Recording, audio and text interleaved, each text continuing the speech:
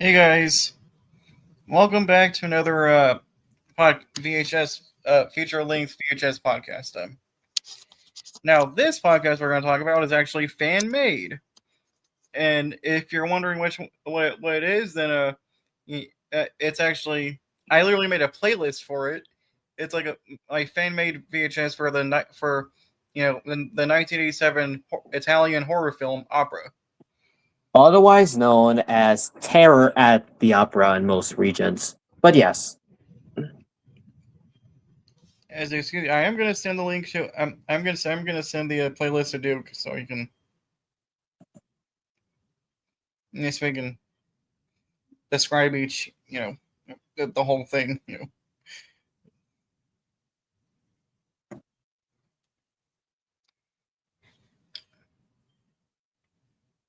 Right, so there's over 11 videos. So it's not too long, but this is gonna be fun considering how scary the movie already was. Yeah.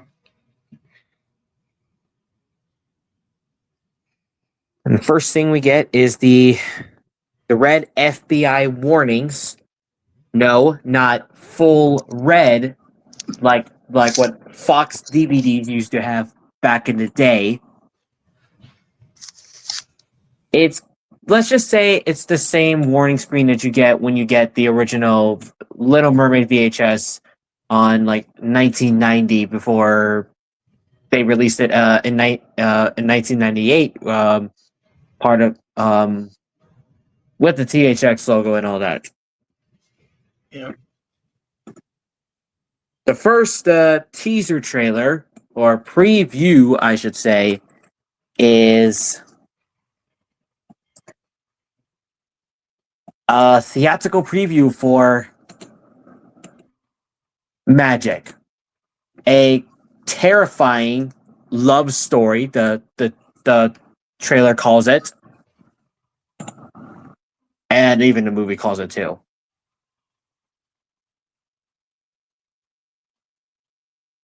And what we already get for this preview is a terrifying looking puppet. And thank goodness it's not Slappy from the Goosebumps movie with Jack Black, or, well, the Goosebumps book series too. Mostly movies. Mm-hmm. And what does he say? Well, he says, Abracadabra, I sit on his knee. Presto, angel, and now he is me. Hocus pocus, we take her to bed. Magic is fun. We're dead.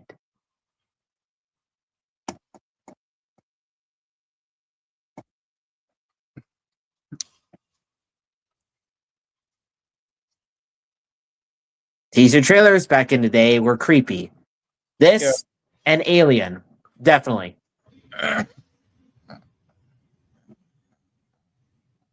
20th Century Fox made this movie? I didn't know.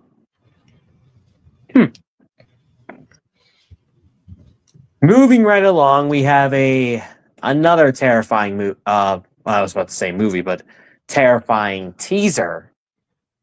And that happens to be It's Alive.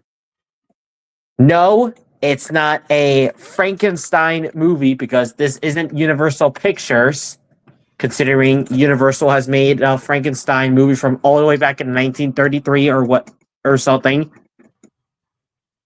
This movie is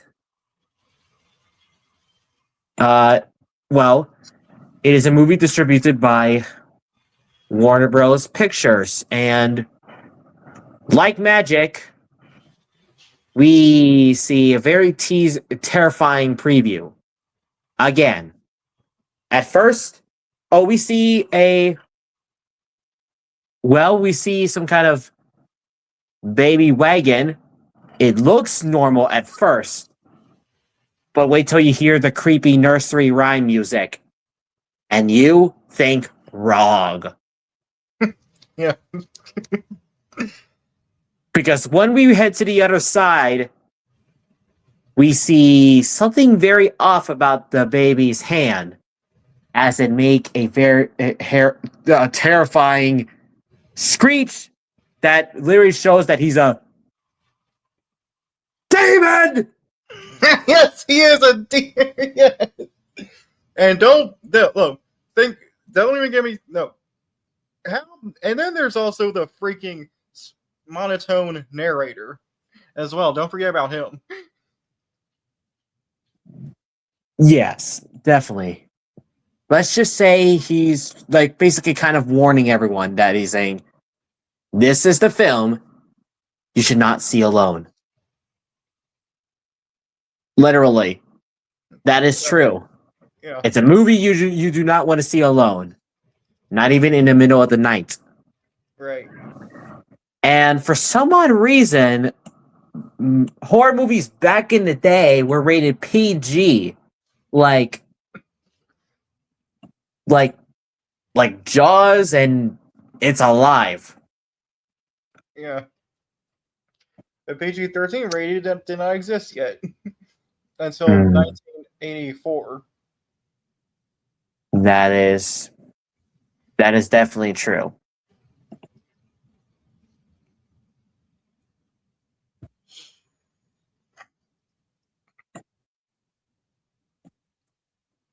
If you think Magic and It's Alive is terrifying with the teasers, due to that we see a talking dummy puppet or a demon baby, wait till you see a trailer for everyone's least favorite horror film that still thinks that people hate because of, even though 48% of people liked it in Rotten Tomatoes, that's been around since 1982, Halloween, Season of the Witch.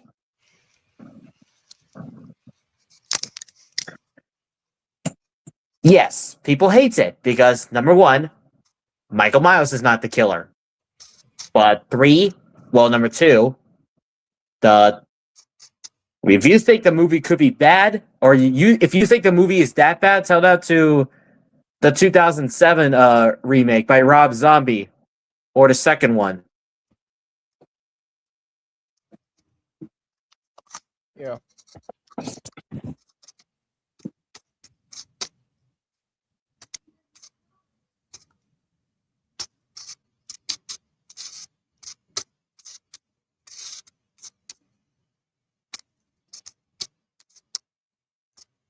You're singing because it doesn't feel like a nursery rhyme under any circumstance. Okay, Duke, your voice cut off for a second. But I heard you say singing and nursery rhyme and stuff. I'm guessing you're talking about the children singing at the beginning. Yes, I am. And as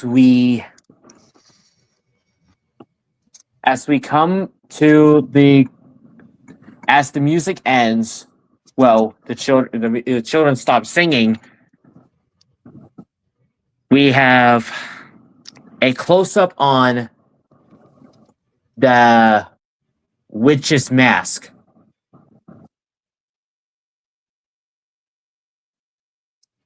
Doesn't look creepy, does it? No, it actually does. It looks horrifying. Because you see a tarantula / or spider crawl out of the mouth, and when we get to the close up of the eyes, we see someone putting it on, but we don't know who, because we already know it is not Michael Myers at all.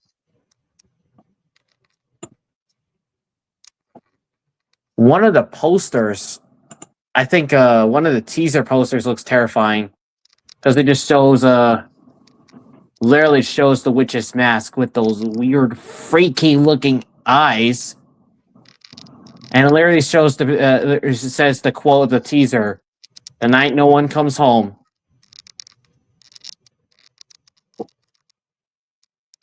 Before people may ask, no, I won't show the picture for everyone's sake, because we all know most people don't like horror movies that much.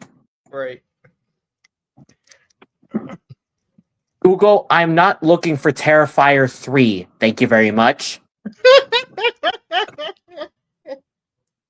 Sorry, Art the Clown. We don't need you around. We don't want you, Art the Clown.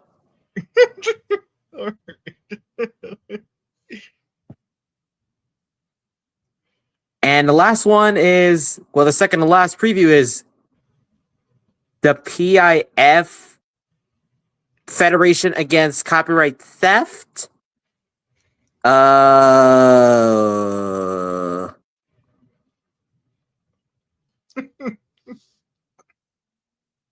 This is something. Pirates are out to get you. Oh, I get it. It's an anti-piracy ad.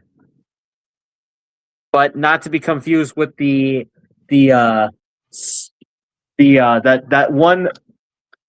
Fox anti-piracy preview that you always see in Fox DVDs back in the day. Because basically that preview is the one that let me see what I'm trying to find. You wouldn't steal a car. Yes, that one. Piracy, it's a crime. That music. We don't talk about the Doom music though. Yeah. But that's not the one we're talking about. Yeah, not the one we're talking about. We're talking about something way more horrifying.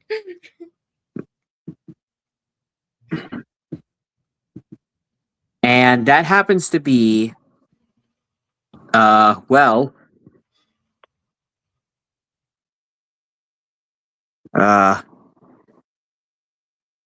we see someone holding a red X. Looks like he's probably in a blacksmith shop. And we literally see, oh, I think someone's just blowing up the DVDs because of anti-piracy. And the fire in his eyes.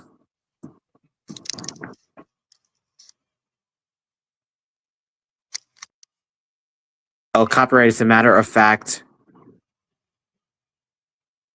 And after that preview just talks about all the anti-piracy stuff from basically all, like, from Australian and New Zealand countries. Well, England. Well, basically parts in Europe or England, I believe. And they're just showing numbers of how to call them. And that's all the previews.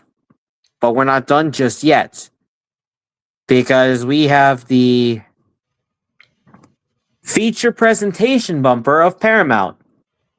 But it's not a normal one, judging from this playlist. It's basically red with demon music, demonic music. There we go. There's the one I was looking for. And say hello to everyone's favorite jump scare since those Boris getting grounded videos or classic Caillou grounded videos, the BND of Doom. Yeah. Classic Caillou, we don't care if you get scared by it. We don't. And we come across the THX Broadway logo.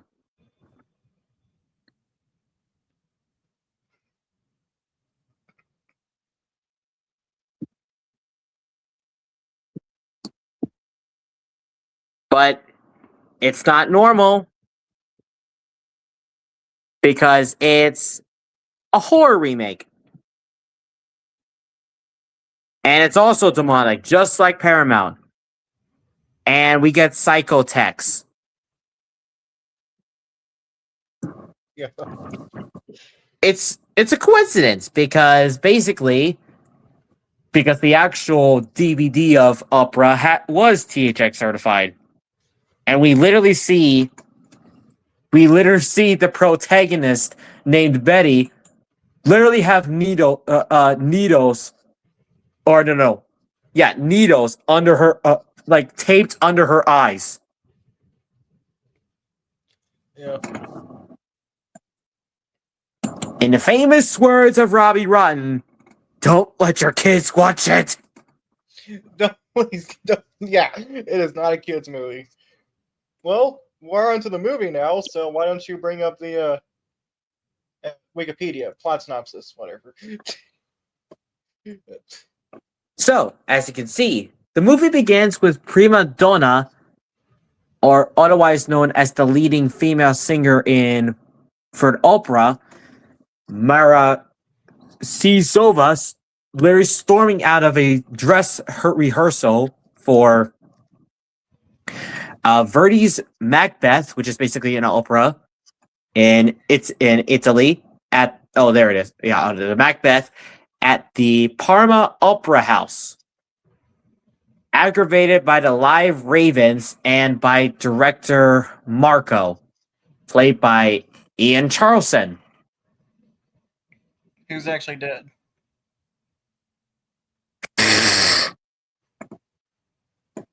Sikova was injured. Sikova. There we go. Sikova. There we go. Injured by a passing car, and the role of Lady Macbeth, who is basically a leading character in William Shakespeare's tragedy Macbeth. Oh, I get it. But anyways, Sikova was injured.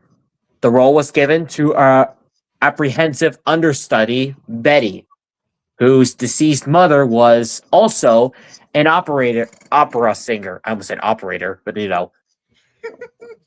After reassurances from her agent Mira, Marco and her stage manager, boyfriend Stefano, Betty's performance is successful. Meanwhile, a stagehand discovers an intruder watching the opera from the balcony box, reserved for personnel, and is murdered by being impaled on a coat hook. Hey, this ain't Whack Your Boss. What are you talking about, Wikipedia? No, that literally happens in the movie, remember? Yes, I know. Yes, yeah, that happened. Impaled on a coat hook, and after that unexpected turn of event, the main character has received a poison pen letter from the resentful Sikova.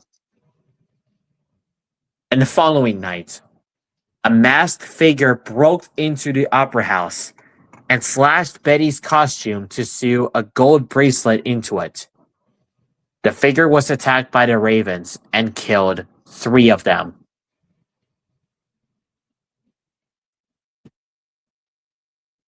The figure is attacked, oh wait, I said it right. Betty spends the night with Stefano at his wealthy uncle's unoccupied residence. Stefano is sympathetic about Betty's NSFW dysfunction. I have to say it because I do not want to get demonetized. I mean, we all don't. In all seriousness, when he goes to make tea, the masked figure suddenly gags Betty, binds her, tapes needles under her eyes, and forces her to watch as Stefano is stabbed to death. We don't question about the rock/doom music, though. And that one is already the most brutal death of all. Because why? We literally see the blade go right into his... Ouch. Yes, ouch. Yeah, that's a lot of... that. Everything's... I don't think he's going to feel that in the morning because he's already dead by now. Right.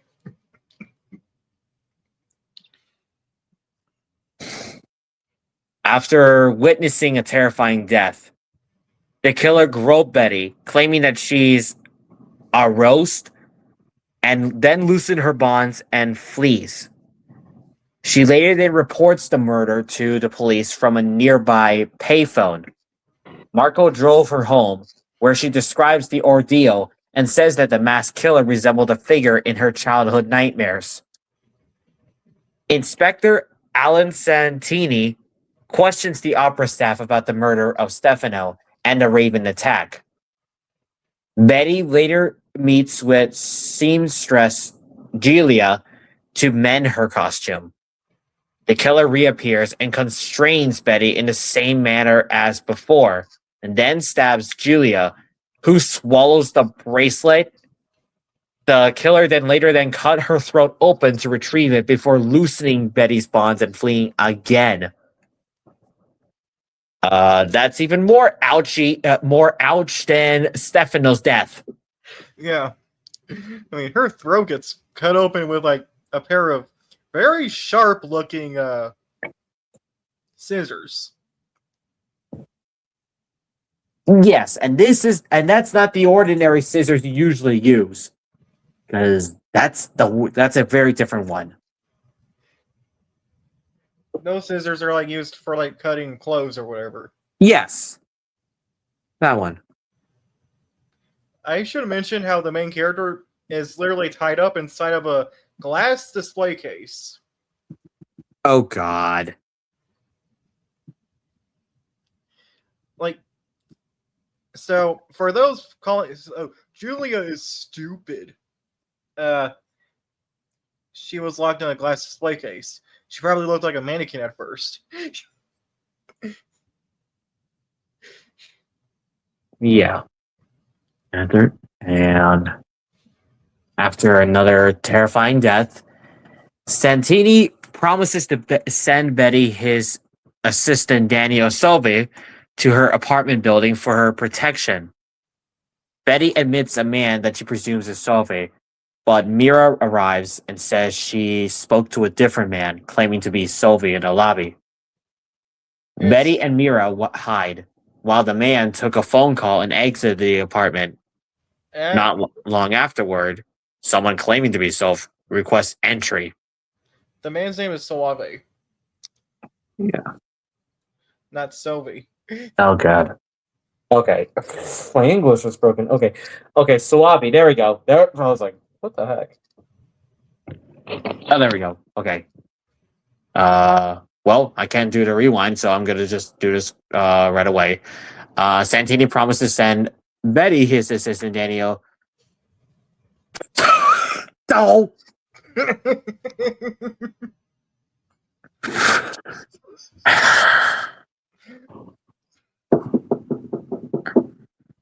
Oh.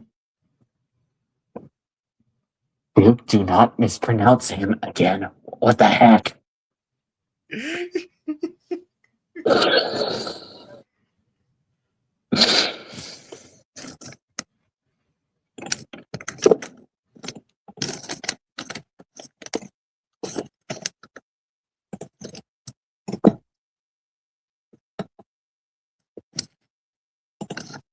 Well, because I know how to do this.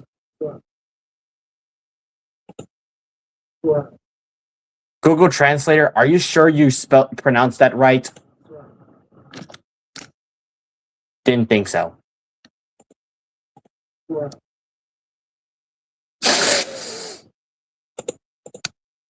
Let me hear that again. Suave. Oh, Suave. Okay, there we go. That was like, what the heck? Okay. Later then, for her protection, Betty admits a man that she presumes is Suave, but Mira arrived and says she spoke to a man who claimed to be Suave in the lobby. But not long afterward, when the two women were hiding, someone claiming to be Suave requested entry. And Mira was unfortunately fatally shot in the head while trying to verify the figure's identity throughout the peephole. Betty hides as the killer breaks into the apartment, where she later then encountered the real Suave, who was mortally wounded, and re-entered the apartment but was stabbed by the killer. Fortunately for Betty, she escapes through the ventilation system with the help of she was saved with the help of a neighbor girl who, wait, Wikipedia, why are you not showing that to me? Why? Well, fortunately, I have Google, so I'll figure that out. Well, there we go. Well, no. Google, show me the cast, please. Or unless I had to do, or unless if I had to click, unless if I had to click on IMDb. Well, the neighbor girl is actually named Alma.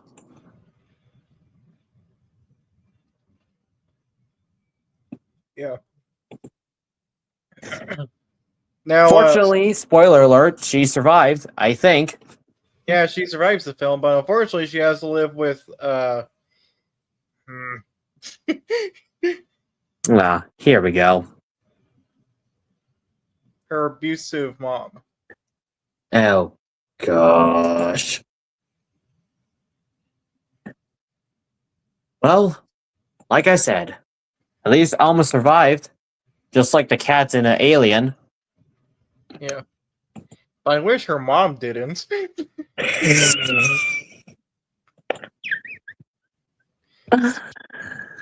I mean, you got a point, though. You really do have a point. She literally slaps her off screen, but it's very audible. Oh, jeez. Yeah, you can literally hear the slap.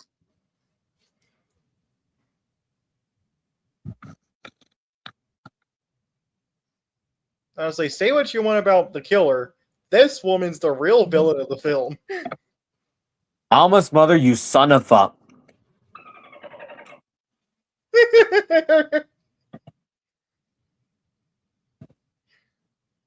Moving right along, Betty later then met with Marco, who had a secret plan to identify the killer during a performance. Betty, oh, no, wait. Yeah, she has a recurring nightmare in which she discovered her mother bound in a... What the...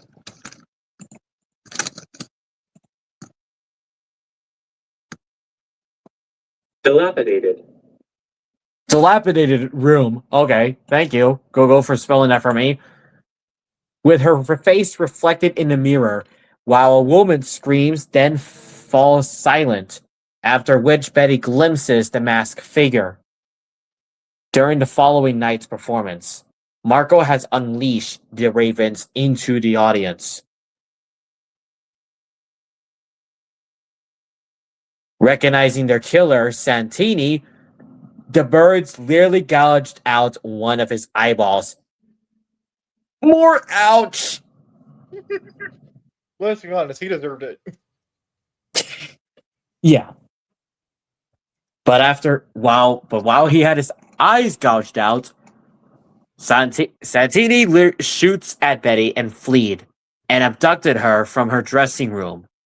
He later then revealed that he was Emard of Betty's mother, who had him torture and murder young women for her gratification, which is otherwise known as disorder.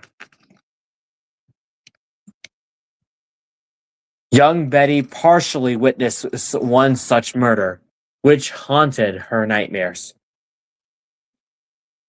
Santini eventually killed Betty's mother due to her escalating demands and refusal to have with him. Yeah, there's that S word, which I will not finish because it basically is so...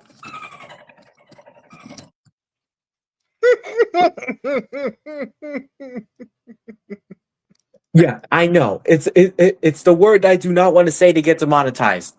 But anyway, Betty's resemblance to her mother has now revived Santini's bloodlust. And he blindfolds Betty, binds her to a chair, and stages his suit by setting the room on fire. Fortunately, she broke free and escaped. Betty and Marco withdraw to Marco's house in the Swiss Alps to plan a staging of La Traviata. Marco sees the broadcast indicating that a mannequin, not Santini, was burned in the fire and that a manhunt is underway for Santini. He discovers that his housekeeper had been murdered and shouts for Betty to flee. She runs from the house and was pursued by Santini. Marco later then tackled him, only to be stabbed to death. Betty later then bashed Santini on the head with a rock, and the police arrested him, as Betty declares that she is nothing like her mother. In a foliage, she found a lizard trapped and sets it free. Now, two things. Number one, would you rather be tied up, with your mouth taped shut and getting having needles taped beneath your eyes so you can't blink, or be tied to a chair and blindfolded in a room that's on fire? For me, I would rather be blindfolded, in a room that's on fire. Yeah, same here. I wouldn't want to choose the first option. It's like, oh my god. And number two, that poor housekeeper, man. Yeah, that poor housekeeper. I mean, we hear her scream. We actually hear her death. But the thing is, at first we think she just slipped and fell.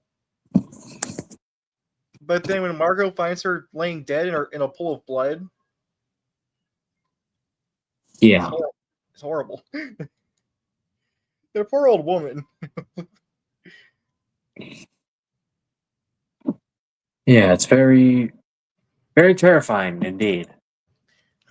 It goes to show how much of a sick, twisted SOB Santini is. And I'm glad he got arrested. Yeah. I'm glad he got arrested too. Because, what? Why would, what would it be like if he got away scot-free? Then no. Then they would just make Opera 2, which probably won't happen anyway. Yeah, because I almost said the guy who played Marco is dead, but Marco literally dies in the film, so yeah, that is true. That is true.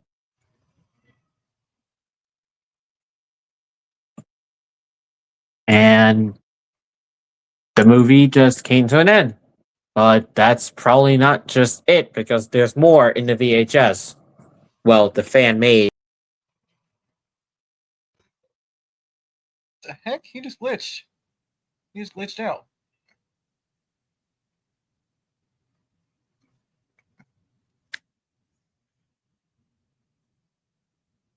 He just glitched out. Okay. I'm going to wait for him to come back on.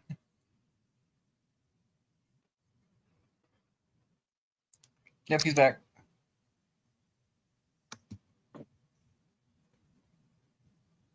What I was just going to say, before I got cut off for some reason, there's more in this fan-made VHS, and we have a music video starring the late David Bowie, and that is Black Star.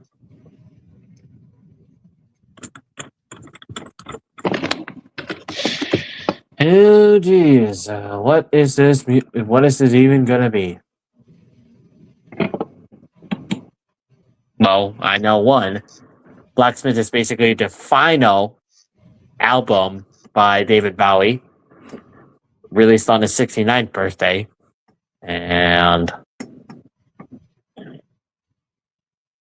for a 10-minute, 10-minute music video, it's very eerie. It really is.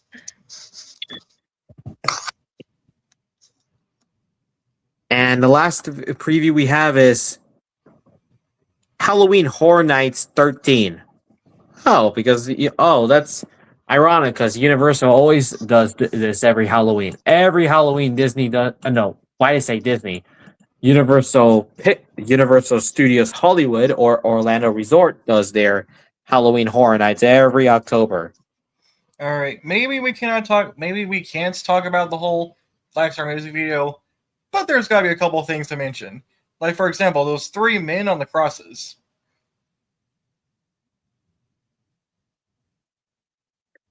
Oh, jeez. And, they were both, like, wearing a blindfold with buttons attached to it. Those twitching people, that alien girl thing, whatever, finding a, finding this, like, skull, in the spacesuit. And, of course, the scariest of them all, that dreadlocked thing, whatever the heck he is, at the end of the video. Oh, God.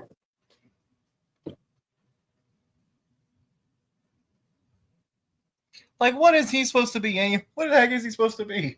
What is he supposed to be is right. I mean, there's no distinctive face on this thing. Yeah, literally. There's nothing about that at all. But yeah, I just want to get into a little bit of details about the music video. Now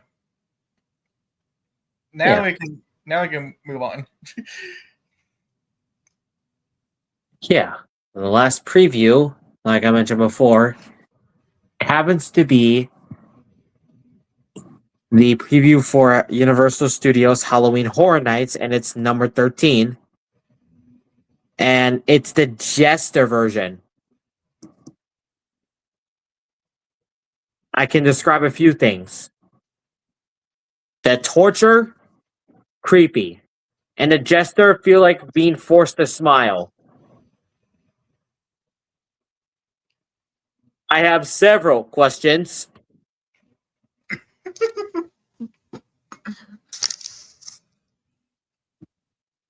And it ends with the curtains closing at saying Universal's Halloween Horror Nights at Universal's Islands of Adventure, number 13. No jump scare, although we kind of had one quite after the "Have you met the director?" Yeah, where the director himself comes charging at you, with his camera. But on the bright side, you don't hear a roar, you don't hear demon noises, you don't hear screech, nothing. All they hear is a loud projector sound. Yes, agreed. And like all VHSs, they end with the black screen.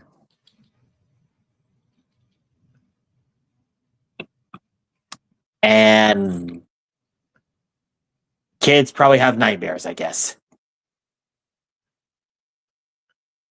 Especially once the static appears and we hear the loud beep. Yes, that is true. After what feels like 30 seconds of a black screen, bling! True to that. True to that. And it goes on and on and on. It makes you think there's a demon in your TV. God. Well, guys, that was our podcast for my fan-made Opera VHS. This was a lot of fun doing it. Who knows? Maybe I can do a fan-made Finding Nemo VHS. Of course, there'll probably be a while before we could do another Finding Nemo thing, because we've done a lot of that. Yeah. So, we'll see you guys all. We'll see all you guys next time. Or something. I gotta think of something. But yeah, bye guys. Look out for Inspector Alan Santini. Yep. Watch out for him. All right. In all seriousness, though, bye.